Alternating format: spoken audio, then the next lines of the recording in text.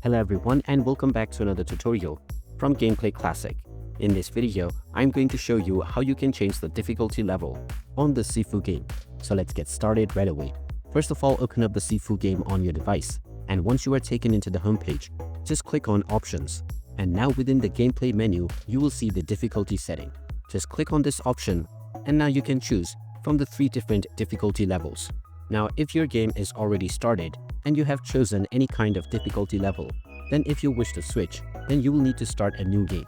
So just click on whichever difficulty setting you wish, and then you can go back by pressing the backspace button. Now you can start your game from the story page, and if you have chosen a different difficulty setting, then a new game will begin.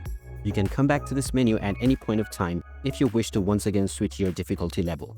And there you have it. That is how easy it is to change the difficulty settings on the Sifu game. If you find this video helpful, don't forget to hit that like button and subscribe to our channel for more useful tips and tutorials. Thanks for watching, and I will see you again in the next video.